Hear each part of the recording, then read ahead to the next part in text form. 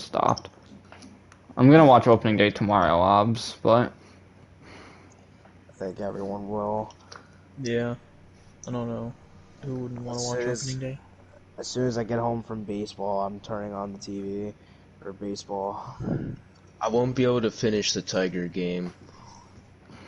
Yeah. I'll be able to watch all the Yankee game because my Zoom classes. Well, on Zoom.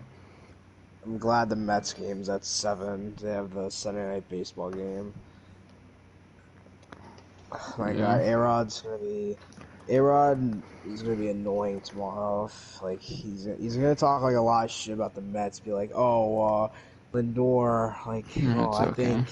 I thought his contract was Us big Giants fans overpay. have to deal with Troy See, he doesn't Aikman. have a job. I thought he had that whole like lawsuit thing.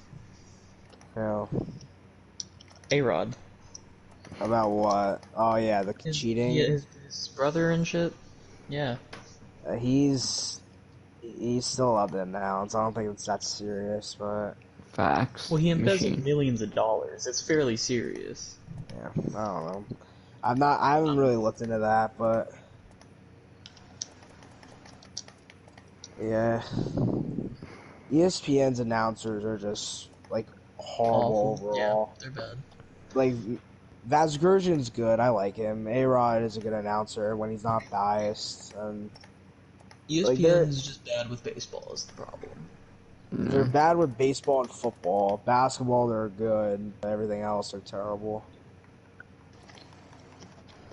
Oh God, hockey's gonna be atrocious for ESPN when it comes. Yeah, it's gonna be really bad. Did Did you see that segment they had with Stephen A?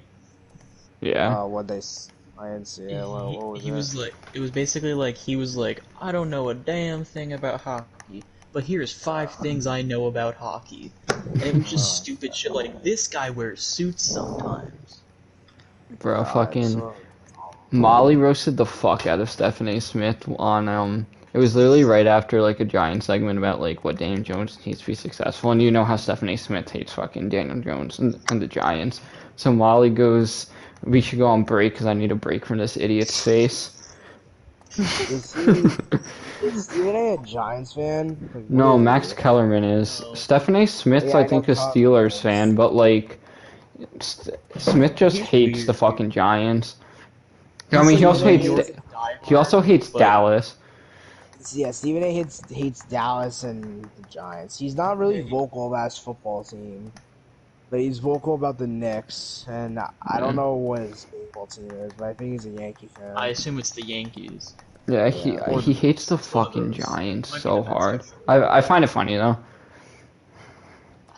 Yeah, I remember on draft night when they drafted Jones, like him and Kellerman were going off. Well, to be fair, they were going off because Jones probably could have been available at 17 and they took him at 6. But you also don't know because apparently a lot of teams had Jones high on their board too. So you never know. The Giants just wanted to secure their QB. I don't see anything really wrong with that, no matter who's on board. If you want the QB, you go out and get him. You know what I mean? Yeah. And plus, at 17, we went out and got Dexter Lawrence. Yeah, and then the later pick, you got the convict DeAndre Baker with a dead $9 million in cap after 1 year. Yeah, it's okay. Just put clear dead cap on and press X. Problem solved. I don't know why there's not a clause about that. Like if a player has a conviction issue and they have to cut him, but it's still on the team for the cap. Yeah, there definitely should be something when it comes to people being fucking stupid in their life. That's not Gettleman's fault that he didn't know about that. Wait, what happened? We're talking about DeAndre Baker. I don't know what happened. Oh, DeAndre Baker supposedly robbed people at parties at gunpoint, and he was convicted but found not guilty. But the Giants cut him beforehand, leaving them with like $9 million in dead cap.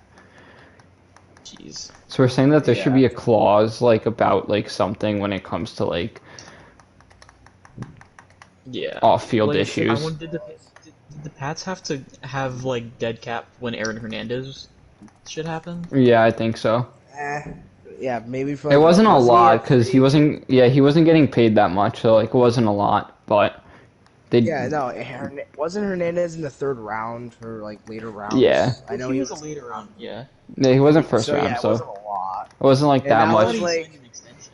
at the time, like yeah, he was like I think it was like the last year of his rookie deal, and he was hanging for an extension. Then they cut him.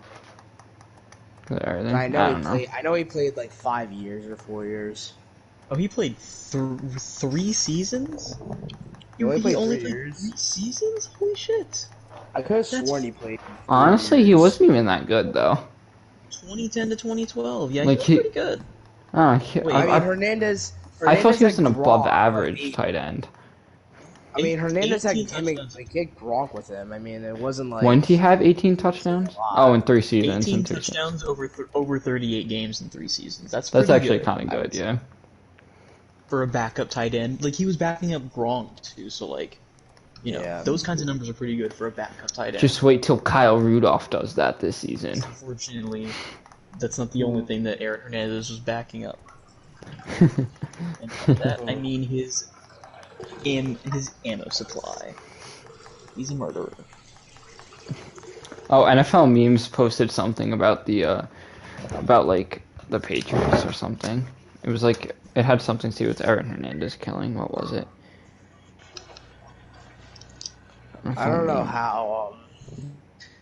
It's gonna be interesting to see how the Oh, Patriots use it was Jonnu this. Smith.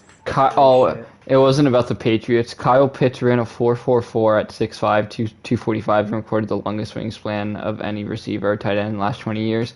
He has to be the most dangerous tight end to come out of Florida that I can remember. Yeah, I saw that. Aaron Hernandez, yeah, I think he graduated from Florida. He did. Yeah.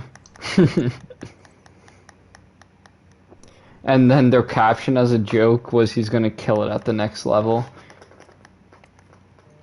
I hope I'm not re-showing the Mets overalls. Probably am. Oh well.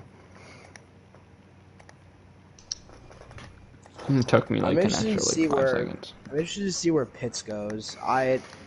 The perfect landing spot I'd love to see him in is the Chargers, but I don't think he's gonna fall to 13. I think he goes top 7. My Pats friend thinks he's gonna fall to them. If he's on the board at 11, I think the Giants take him. But I also think if he's on the board at like 8 or 9, someone else takes him too. Like I think honestly like the farthest he's gonna fall is 13, but he could go to Atlanta at 4. He'll go pretty high. It's pretty wild that there's actually a tight end that's like That's expected insane. to go that high, and it's not even like a bad. Like, I guarantee you, there's not really anyone that's arguing for Pitts to get taken outside the top 10. Yeah, in my history watching the draft, the highest tight end I've seen for a prospect was Hawkinson, and Hawkinson as a prospect doesn't really compare to Pitts. Yeah, he's not even that good. Hawkinson is really good. Right now he's a top 5, top 6 tight end in the league. But comparing him to Pitts, as a prospect, he's not even comparable. Pitts is probably the best. Pitts is probably the best tight end prospect I've ever seen. In my lifetime. Think about it. In your 13 years. He's probably one of the better tight end prospects ever. Because if you think about it, how many good tight end prospects were there? Not really. I think maybe I saw today I saw CBS Sports posted it his combine pro day was compared to Vernon Davis, and at the time Vernon Davis was a really good prospect. That's true. Yeah, if you think about most of the best tight ends of all time, not a lot of them were super highly touted prospects. That's fact. Like Jason Witten. Witten was either undrafted or 6th round or something like that. Kelsey went to the 3rd round, and Gronk was a 3rd rounder. Caden Smith was a 7th rounder. Tank. Who else? Kittle was I think a 3rd or 4th. Still can't believe the Giants used the 17th pick on Evan Engram? 21st maybe? 21st probably. because they made the playoffs that season, so I think it was the 21st. Yeah. Pitts is, he can, honestly, he can be, Grant, you're right. I think he can be the best tight end prospect we've ever seen. I'm just like looking through like recent tight ends that have been drafted, and I don't see any that were nearly Insane. as nearly as highly touted as he is. Like Eric Ebron was, I think, a 10th overall. Hawkinson was like an Yeah. 8th overall. Yeah, Hawkinson was Fant 8th was 11, overall. I think. And Hawkinson had, him and Fant were together at college and Iowa State, and they both went in the first round. Iowa, Yeah. not Oh, Iowa Vernon State. Davis in Oh, my 2006 went bad. 6th Yeah, overall. Iowa, you're right. They were Hawkeyes, not Cyclones. Yeah. Oh. Jason hasn't sent me a roster since year 3. He just says auto and it's fucking annoying. Yeah, the highest drafted tight end I've seen was Vernon Davis at 6. Yeah. He's probably the best tight end prospect. And Alright. Vernon Davis had a good career. Very Oh, good nice career. 1,000 fucking blue I'm in chips. the 80s and I'm not seeing anything, so I doubt I'm gonna get anything better than that. So yeah, Vernon Davis is probably the best tight end prospect, and I feel like you could probably say Pitts in terms of prospect status is better. I think Yeah. I think it's the first time I ever saw a blue chip relief Like, pitcher.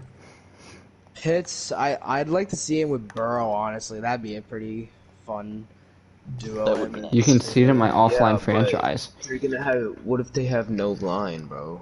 Yeah, they need a line before they get Pitts. I still think they'll get Sewell. Like, I'd hate that. I'd hate it if they could get Chase, but I I want to see mean, Burrow. Burrow's leg already snapped in half, so what do you really have to lose?